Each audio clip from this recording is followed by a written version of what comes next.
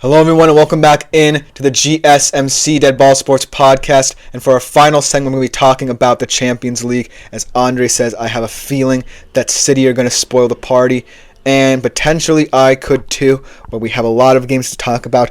Tuesday's slate of games still not over. The surprise here, most likely to a lot of you guys here in America at the very least, will probably be Club Brugge beating my dark horse Atalanta so heavily on aggregate right now, currently leading 3-0 at the break, 5-1 at aggregate. Feyenoord surprising AC Milan perhaps, but I think that was perhaps the most likely of upsets, but clearly I did not see Club Brugge coming. Right now, Bayern and Celtic tie 0-0 at the half. Bayern still up on aggregate there. Benfica, Monaco tied 1-1 at the half, but Benfica 2-1 up on aggregate. But now let's get into tomorrow's slate of games. Still very exciting storylines. I want to talk about some important players in each of these ties, even if, they're still not in the balance or already gone and done with. Let's start with Dortmund Sporting because that one clearly falls in the latter camp. But I want to highlight a very astonishing player for Dortmund. And Dortmund find themselves in a similar situation, exceeding expectations in the Champions League, underwhelming domestically in the Bundesliga. Switched through a lot of managers, now under Niko Kovac, the former Bayern man. As Andre said, I can't believe AC Milan lost. I feel like, AC Milan is a very weak team if you look at it, outside of guys like Theo Hernandez and Rafael Leao and Christian Pulisic. They don't really have that talent of a midfield, and that defense is kind of compensating for something, I feel like. They have talented players, but they don't really have an identity, if you know what I mean. And I feel like, as Andre said, Jimenez's old club beat, how I can't with him. Oh, man. I feel like, AC Milan is one of those teams that just are there. You know what I mean? I don't really think that they are going to contend in the Serie A or, the Champions League for quite some time if they don't really build around the talented players they already have. But that's for today. Let's talk about an impressive player, even though the Dortmund Sporting tie most likely is over and done with, although I would have liked to have seen this tie with Victor Gyökeres still at Sporting. Let's talk about, though, the striker on the other side, the very impressive Serhou Guirassy. I love this guy as a Bundesliga fan, even though he plays for a lot of rival teams in his career. Last year, astonishing season at VfB Stuttgart, earning him this move to Borussia Dortmund, leading the Champions League in scoring. 10 goals in 9 games thus far. Really impressive. His chemistry with Brandt, his chemistry with Adeyemi, really impressive in that front three, at the very least in the Champions League. The less we say about them domestically, the better. But for now, all they really want to focus on, Dortmund, is the Champions League. And why not? Germany right now, not necessarily the most appealing country in terms of their teams succeeding domestically, as a lot of them are struggling right now. I mean, internationally in this competition they're struggling.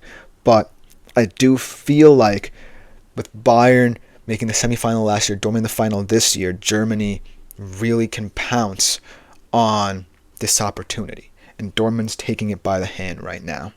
And I'm really excited to see if Serhou Guirassy can continue his success in this competition tomorrow, even with this tie done and dusted.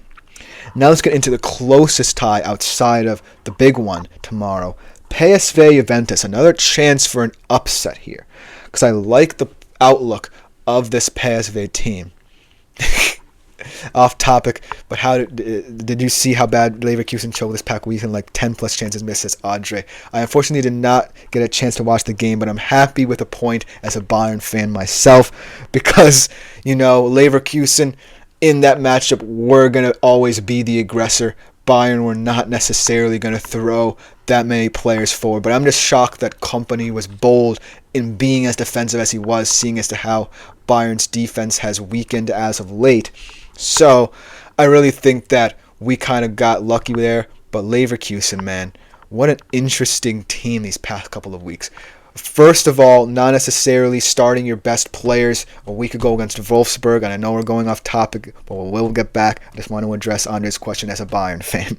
But Bayer Leverkusen last week did not bring on their best players against Wolfsburg until very late in the game. And this game against Bayern, kind of the same thing, right?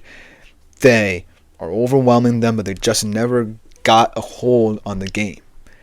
And in that moment, when you start to feel like you can win this game, but Bayern have in the back of their mind, we will still be 8 points up if we draw, that had to weigh on them very heavily. So they just don't look like themselves this year, Leverkusen. And that's why they're quickly falling behind in the Champions League race.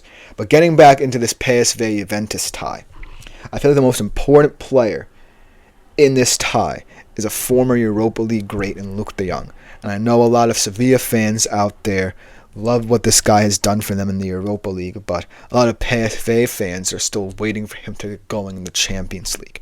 He's one of those strikers who goes understated. As Andre says, it's going to get scary when Xabi joins Madrid. I don't want to talk about that possibility just because Xabi should have been with Bayern, but I'm fine with company right now as long as we win something this year. But I digress. Getting back to a guy like Luuk de Jong here. He's one of those understated target man strikers who has this journeyman career, ends up at PSV in his home country, and only has 2 goals in 9 games. And I understand that this PSV team is talented, especially in that midfield. Ivan Perisic still doing great things at his age with them as well. But I'm looking for more out of Luuk de Jong as their true target man to get going and potentially swing this tie. Because Juventus, I feel like, are built for tournament-style football, and they're playing like it right now. They're playing smash-and-grab football under Thiago Motta in the Champions League, and I feel like they potentially could be another dark horse. So, if PSV can't get going, then I think that this tie will be done and dusted by halftime, because Luuk de Jong right now, to me, most likely is not going to change his tune immediately in this game. Then let's get into the all-League 1 affair, PSG against the surprise team, Brest. And I know that, this tie clearly was going to lean PSG's favor, but kudos to this Brest team. And we can make jokes about the team name as much as possible, but I digress. I just feel like this team underrated throughout their Champions League tenure this season, their first season. They overachieved. Yes, they potentially got away with an easier schedule in the league phases, but they did their job, and they just went up against a team that dominates them regularly in Ligue 1, and they cannot escape that. But how impressive. Let's talk about PSG for a minute. How impressive has Ousmane Dembele looked at the turn of this year? 6 goals in the Champions League, 2 last week, to clearly give them a stranglehold on this tie, but clearly looking like one of the best players thus far in 2025. And if Ousmane Dembele gets going, this PSG team can be ticking like a clock. They're another team that can completely become a dark horse in this competition, completely alter our perception of what certain paths can look like for certain teams. So the fact that Ousmane Dembele is playing so well should lead to other teams being feared of PSG. I would be afraid of PSG right now if I were certain teams because of Ousmane Dembele's prowess, and they already have a very deep wing depth. They have guys like Bradley Barcola, Lee Kang-in. They signed Kavicha for cheap. I mean, this wing depth is just getting crazy talent. It might be some of the best wing depth in the Champions League this year. But, man, I cannot wait to see what this PSG team does in the round of 16. But then let's get to the grand finale here. Andre alluded to it. Real Madrid, Man City at the Santiago Bernabeu. Man City 3-2 down. This game could have gone either way. Erling Haaland finally stepping up in a big game, but Jude Bellingham at the death, winning the first leg for Real Madrid, taking them to the Bernabeu in the lead. But the reason why Andre's idea at the start of this segment wasn't so far-fetched is because of Omar Marmoush. And this is incredible to behold here, talking about someone that City fans did not even know at the start of the season.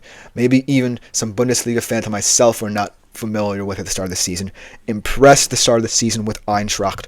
Makes the big transfer to Man City.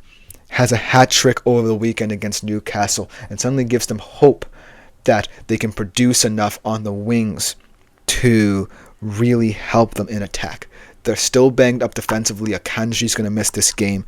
And then in terms of Real Madrid's defense, they're welcoming back a lot of their depth. Rudiger is coming back. Vasquez coming back as well. But you got to look at the two best players in these teams to separate it.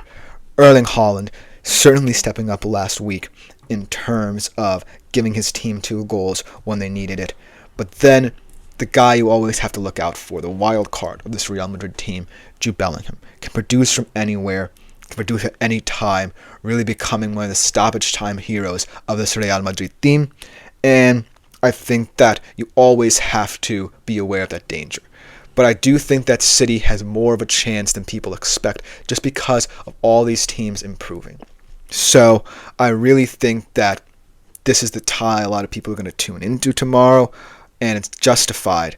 But I don't really know what kind of game we're going to get because it always gets crazy in the second leg of Real Madrid-Man City ties.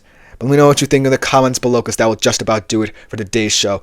I've been Chris Shepard. This has been the GSMC Dead Ball Sports Podcast. We'll see you all tomorrow, same time as always, 2:55 Eastern Standard Time for another great edition of the show, but I'm out for today.